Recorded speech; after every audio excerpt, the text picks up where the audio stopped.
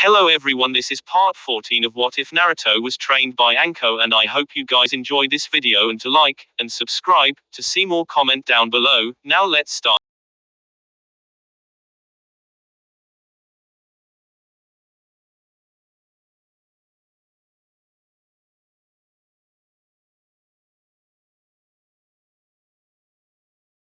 Naruto got off the ground and looked up at Anko. He gave her a glare before focusing on his opponent. The boy gave him an angry look and took both of his hands out of the slings. Naruto just looked at him like he was bored. I would have liked to fight the Uchiha, but you'll have to do. I don't care what that bitch told you to do. It isn't going to matter because I'm going to kill you, Zaku said. Naruto just raised an eyebrow at him but did not say anything. He looked at Hayate and raised one finger. He made his way to where Sakura and Shikamaru were standing. Hey Sakura, are you carrying that grooming razor? Naruto asked. Sakura looked at Naruto in surprise.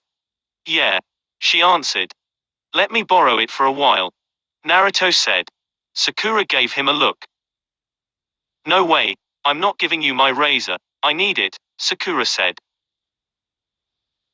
Look, no one cares about your hairy legs. Just loan me the razor or I'm coming up there and taking it from you, Naruto said. Sakura looked ready to argue, but she knew Naruto a little better. He was just as crazy as Anko, and while he would not really hurt her, he would do something to devastate her. She sighed and pulled out her razor. She tossed it to Naruto, who caught it. Thanks. After this is over, I'll get you a new one and those scrolls you wanted, Naruto said. He took off his coat and tossed it to the side. He gave Hayate a nod and the Jonin nodded back to him. He raised his hand and started the match. Naruto flipped out the blade while Zaku quickly held out his arm, palm facing him. Zankaha, decapitating airwaves, Zaku called out. Naruto vanished and the blast hit the wall. That's when Zaku felt a cut on his back. He threw his other arm back to fire another Zankaha but saw nothing. Another sting was felt as he was cut on his arm. He backed away, looking for Naruto. When he felt something touch his shoulder, he spun into an elbow. This was followed up with a knee, another elbow, and finished with a side kick. Zaku was flying and hit the ground. He was quick to his feet and fired another Zankaha. It hit nothing. You're a one-trick pony, huh? Naruto asked from behind. Zaku turned to fire but Naruto caught the wrist. He cut his forearm in 3 places and cut his calf. Zaku dropped to a knee but fired another Zankaha from his other arm. Naruto jumped away and landed a distance away. Zaku was holding his bleeding arm as Naruto twirled the razor in his hand. Is that all you can do? That's pretty boring. Why don't you give up and I won't have to cut you up? Naruto said with a bored tone. You son of a bitch, I'm going to wipe you off the face of planet, he shouted. Naruto just sighed. Well, I tired. Since you're going to be a little girl about this, I want to test out this method Anko uses on her prisoners, Naruto said. For the next 10 minutes, everyone was a witness to the most disturbing thing in the world. Everyone cringed at every cut Naruto made on Zaku. What was more disturbing to everybody was the fact that Naruto seemed to be enjoying himself. He was even doing a little dance as if he was listening to music. Zaku was on his knees, bleeding from several wounds all over his body.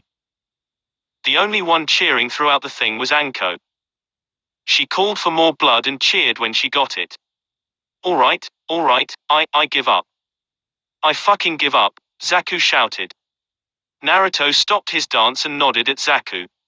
He wiped the blood off on his pants and made her way to get his coat.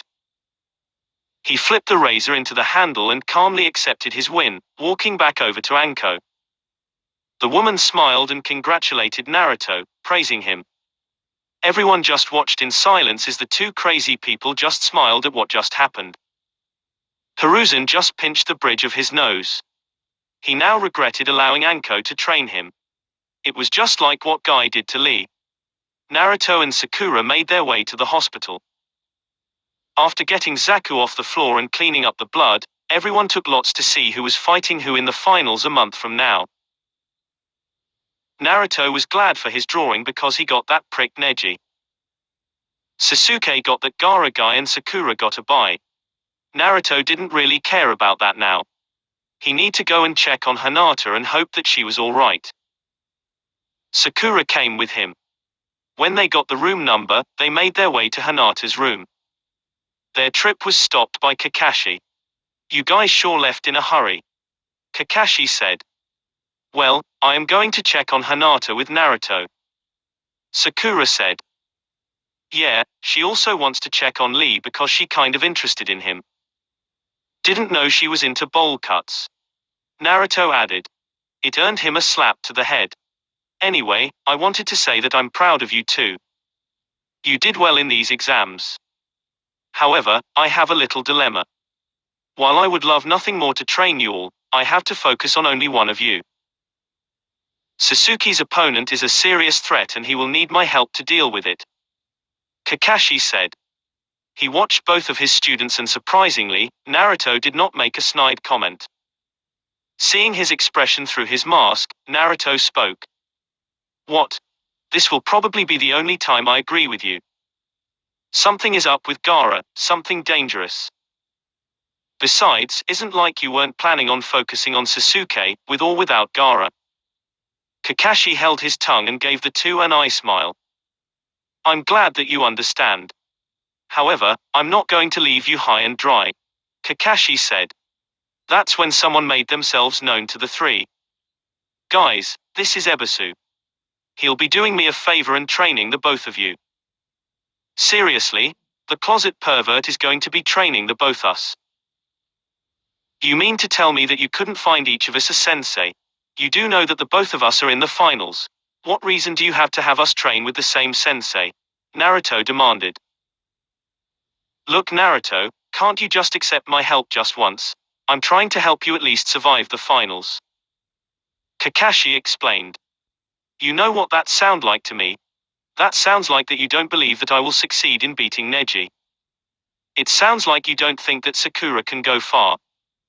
No insult to Ebisu because I see some improvement in Konohamaru, but your meaning is hidden under those words. Because of that, you can take your help and keep it," Naruto said. He faced Ebisu and gave him a serious look. "Sakura has the potential to be very good. She's hardworking and smart as hell. You do everything in your bag of tricks to make sure that she goes into the finals and kick as much ass as possible.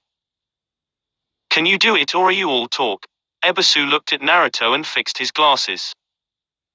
"Who do you think you are talking to, boy? I am training our future Hokage," Ebisu said with a smirk. With a nod, Naruto moves on to Hinata's room. Kakashi called out to him but the blonde ignored him. He continued on his trek and arrived to Hinata's room. He entered the room and saw her. Her chest was heavily taped due to the damage caused by Neji. This made him angrier. She was asleep and looked to be breathing a little better. He walked up to the side of her bed and looked at her. "You did really good, Hinata. You showed that bastard Neji just how strong you are. You did it on your own, without the help of your dick dad."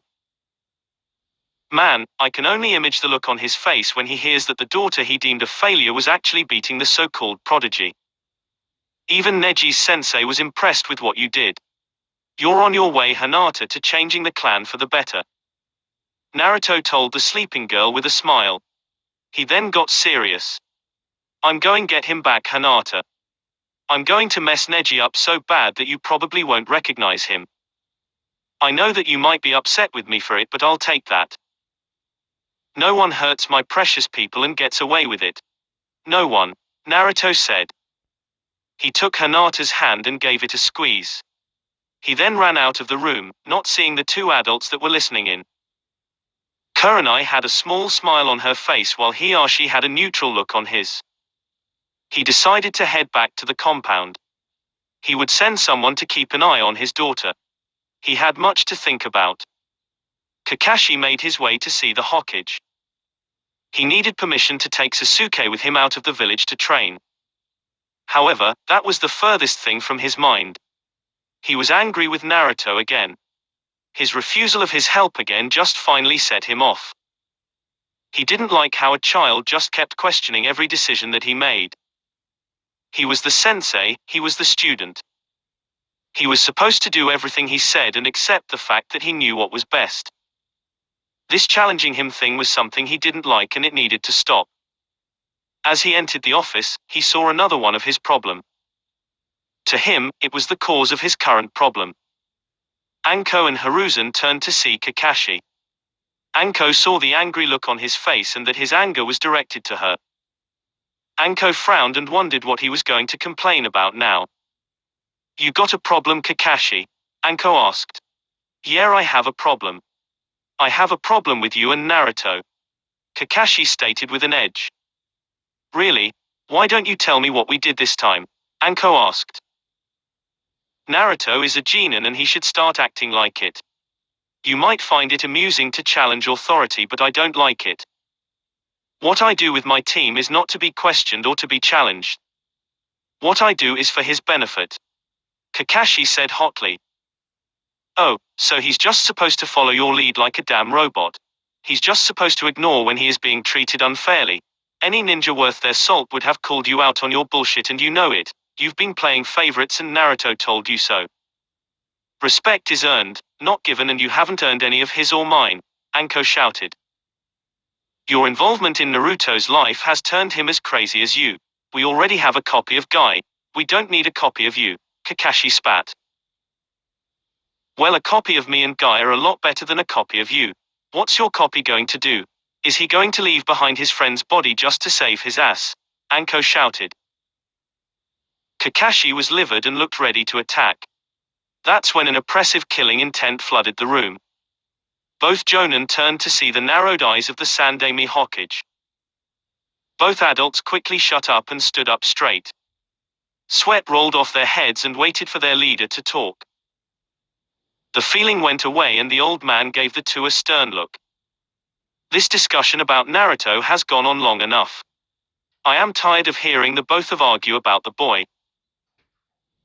Kakashi, Naruto has always been a free thinker and maybe he has become even more of a free thinker thanks to Anko, but that does not excuse your lack of training of your team. I have kept my eye on your team since that little information about your team's discord was brought to light. Sakura has such potential but you don't nurture it. Naruto is a ninja that is ready for knowledge but you ignore it." "Sir," Kakashi began, but he cut off by a stern look. "No more excuses, Kakashi. You will own up to your mistakes. You have not been the Jonin I believe you to be and I am very disappointed in your actions. After the exams are over, a complete review will be held on your performance. We will determine if you are fit to continue on as Jonin sensei of your team. Do you understand?" Hiruzen said. "Yes, sir," Kakashi said seriously. "Anko, you are dismissed. I will get you that information as soon as I get it," Hiruzen said. "Thank you, sir," Anko said and made her way out of the office. Hiruzen turned his attention to Kakashi. "Now, did you have something to ask me?" Hiruzen asked. "I would like permission to take Sasuke out of the village to train," he answered. "You have it. Now go," Hiruzen said. Kakashi bowed and made his way out of the office. Hiruzen sighed and looked out the window. It always gave him peace of mind. He would need it for the coming storm that would hit the village. Chapter 28. Naruto was walking around in thought. While he was going to mess up Neji, he needed to train for it. Naruto admitted that Neji was really strong. He had sparred with Hinata before and he knew that the Juken hurt. Sure, his could use his new jutsu that Anko taught him, but the Byakugan would help him avoid it. A lot of his tricks would not work against him. So, he had to come up with a plan of attack. He was near the bathhouses when he saw a man on a frog. The man was clearly a pervert as he looked through a peephole. If there was one thing that Naruto did not like, it was perverts. He was a little hypocritical due to his own perverted jutsu, but he ignored it due to the fact that he was only interested in one girl. Well, it was time to do what he did best, ruin someone's day. Pervert alert! Pervert alert! Pervert around the bathhouse! Pervert around the bathhouse! Run! Flee! Escape! Naruto shouted. The man looked around to see where the voice was coming from, but the alert sent the girls running. The man looked back to see them fleeing. He turned to the smiling blonde and was not happy. What the hell, kid? Why would you do that? That was some good research material, he shouted. Research material? What, you can't get it up so you spy on young women to get off? Naruto asked. The man looked at Naruto with surprise before looking at him with rage. How dare you? Do you know who I am? He roared. Should I care? Naruto asked. That's when the man did a ridiculous dance with the frog. I am the greatest man among men. I am worshipped all around the world. Women flock to me in droves due to my manliness. I am the great Gama Sennin, Toad Hermit, the gallant Jiraiya, he shouted out. The frog blew out fire to end the routine. Naruto stared at the man before pulling out a big card that said 3. Oh, screw you. Anyway, I guess I should report you. I think peeping is wrong and so is doing drugs. Naruto said and turned to leave. He was suddenly grabbed and turned to face the angry man. Hey kid, you just ruined my research and you need to make it up to me now. Jiraiya said. Excuse me, Naruto said with a raised eyebrow. You heard me, brat. Now, what are you going to do to make it up to me? Jiraiya demanded. Naruto looked at Jiraiya before giving him a huge smile. Jiraiya made his way to the spot that Naruto told him about, a secret spring where only the hottest of females go.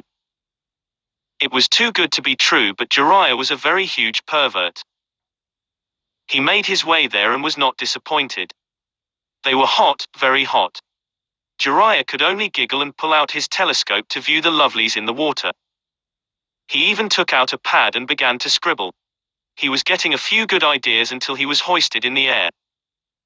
He then felt the air leave him as someone hit him hard in the gut. When he looked up, he was surrounded by some pretty women in towels. They did not look happy to see him. Hello ladies, how are you all this evening? Jiraiya asked nervously. You know, I thought the last warning we gave you perverts would have taught you something. This is a private spring used by the Kanoiki of this village and we will not be peeped on, was the woman's growl. Jiraiya was shocked to hear this and knew that he had been had. He didn't have any time to curse as a bunch of fists descended onto him. Hiruzen couldn't keep the mirth off his face.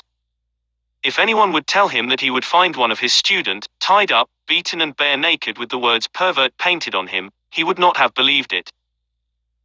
However, this was Jiraiya and he tended to get into situations like that. So, you must have had a fun night yesterday. While I know the civilian women to be a little violent, I know a Kanoiki beating when I see it. I've warned our shinobi not to spy on the Kanoiki and now I'm telling you, Hiruzen said with some amusement. Oh ha, ha, very funny sensei. When I get my hands on that little brat, I'll wring his neck. Jiraiya threatened. Hiruzen raised an eyebrow before laughing. So, you fell for one of Naruto's tricks. That boy is always doing something amusing. He choked out between laughs. Jiraiya growled until he recognized the name. Wait, are you talking about Uzumaki Naruto? That was Minato's brat, Jiraiya said. Yes. He has grown up in a very interesting way. I've come to regret it, but the two of them do make each other happy. Hiruzen said. What does that mean? Jiraiya asked. Well, Naruto has taken a surrogate sister. You might know her as Matarashi Anko. Jiraiya looked at Hiruzen like he was kidding. He just sighed at his expression. Yes, that Anko. While Naruto has developed a few of her traits, they do make the other happy. Naruto can be more open and he does not hide behind that fake smile of his. Anko has become more parental since taking care of him. I believe that they need each other due to their similar lives. Hiruzen said. Is that so? Tell me more about this sensei. Jiraiya said. Hiruzen and his old student would be talking for quite a while. When Hinata awoke from her slumber, she was greeted by Kurenai and her caretaker, Ko. Ko was ordered to watch over her by her father. He would not explain why, but he did tell her that her father was pleased with her performance. Hinata was surprised by this, but she was reminded that several of the elders were not too happy with her version of the Juken. She asked if there would be consequences, but Ko did not believe that there would be. Kurenai offered her a place to stay should things get unbearable at home. Hinata asked about the finals, and she was very concerned when she learned that Naruto would be facing Neji. Kurenai had told her about Naruto's attempt to kill her cousin. Naruto knew a lot about her life at the Hyuga compound, and he was not happy. She even remembered when Naruto viciously pranked several elders for something that they did to her. To hear that her crush went after her cousin with a kunai worried her greatly. Naruto would do anything to make someone pay for hurting his friends. She wished that she could talk to him. Her wish was granted when the window to her room opened and in entered Naruto. He had that grin on his face and was holding a box of her favorite treat, cinnamon buns. "Hey, you are looking a little better. I brought you a treat," Naruto said. Hinata clapped and took the box from Naruto. She opened it and took one of the buns and began to eat it with gusto. Naruto just smirked at her. That's when Hinata realized something. "Why did you come through the window?" Hinata asked. "Oh, that. Well, that guy that was guarding your door didn't look like the type to let me through due to my reputation. Plus, some of the doctors would have taken the box away from me," Naruto answered. Hinata accepted this before eating another cinnamon bun. After a brief silence, Hinata set the box to the side and looked at Naruto.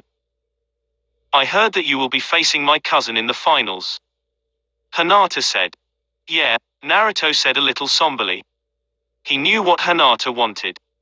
"Look, Hinata, I know what you want, but that's not going to happen. This bastard deserves the beating that I'm going to give him. He should not get away with what he did. Even if you know why he is that way," Hinata asked softly. "That isn't the point. He tried to kill you. How can you just let that go? I'm sorry if you hate me for it, but I'm going to lay waste to Neji," Naruto stated with conviction. "He is my family, Naruto. If you can't forgive your family, then you are very cold to the world. Haven't you forgiven everyone who has done things to you? Hasn't Anko done the same? Naruto, I am begging you, do not kill my cousin," Hinata begged with sadness. Naruto groaned and looked at Hinata's sad expression. He just couldn't resist her when she was like that. He never liked to see her sad. He groaned and gave her a pout. "Okay, I wasn't going to kill him. Mess him up really well, but not kill. If it will make you happy, I will not cut him up. I reserve the right to maim him though," Naruto said roughly. Hinata smiled and jumped out of her bed to hug Naruto. Naruto was surprised and took a step back. This proved to be a mistake as Hinata began to fall. Naruto attempted to catch her, but he tripped over his feet. The two fell with Hinata landing on top of Naruto. Naruto groaned as he rubbed his head. When he looked up, he was staring at two lavender eyes. Hinata was straddling him and the two were blushing really hard. Unfortunately, the noise alerted the two people outside. One was Hinata's caretaker and the other was Hinata's sensei. Both looked at the scene and neither was happy about what they were seeing. Hinata sat up and was very red. Naruto was attempting to get up, but he just couldn't with Hinata on top of him. "Sensei, Keiko, this isn't what it looked like," Hinata quickly said with a stutter. Kurenai and Ko did not let up their glares. They wanted to set Naruto ablaze with the glares. However, a voice stopped them. "Well now, you youngsters sure do move fast." Everyone turned to see Jiraiya by the window. The two Jonin were surprised by his arrival. "Hey, you're that pervert from yesterday," Naruto said. "I don't think that you have any room to judge me considering your position. That comment made the two blush. Anyway, I know that you want to kill the boy, I know the feeling. However, I can't allow you to kill the kid that I'll be training during the month. Say what? Naruto asked. Jiraiya did not answer him. He simply picked up Hinata and placed her in bed. He then grabbed Naruto by the scruff of his coat and vanished with him. The Jonin were very surprised and were left alone with a blushing Hinata.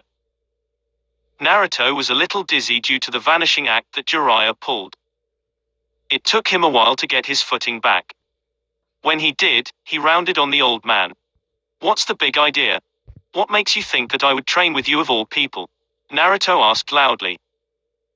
Well, I am the student of the Hokage and one of the strongest ninja around. Besides, I think that we got off on the wrong foot and I would like to change that. Also, with your chakra pool, I was planning to teach you a very powerful jutsu. Jiraiya stated. Naruto was a bit intrigued by this. Okay, perv, you got my attention, but there might be a problem with that. Ever since that guy did something to my gut, my chakra has been acting strange. Naruto explained. Jiraiya was concerned and lifted Naruto's shirt. That's when he saw the seal. So he faced off against Orochimaru. This is his work, crude and not professional. If he's going to learn the Kuchiyosa no Jutsu, summoning technique, then I will need to deal with this. He thought. As he gathered chakra, he got a wicked smile on his face. Okay kid, get ready for this. Gogyo Kaian, 5 elements unseal. Jiraiya slammed his palm into Naruto's gut. The blonde felt the air left his body as Jiraiya watched the seal disappear. Naruto got on his knees and took a few breaths. Jiraiya just had his grin on his face. So, how does your chakra feel, kid? Jiraiya asked. It feels okay, it feels okay. I can't say the same for you though. Naruto said through breaths. Oh, why's that? He asked. Naruto launched himself at the man. Jiraiya just smirked at him. Jiraiya entered Naruto's apartment and dropped the blonde on his couch. He had to admit that the boy was very skilled. Anko had done a really good job training him. He thought that he would have to teach him how to fight the Hyuga that he was attempting to get revenge on, but that would not be necessary. He would just focus on teaching him the Kuchiyosa and giving him some advice. As he stood straight, he felt the tip of a kunai on his back. You have 5 seconds to tell me what you did to my Ototo or I'm going to bleed you dry. Anko threatened. That will be it for this video. If you want more, comment down below, like, subscribe and see you guys later.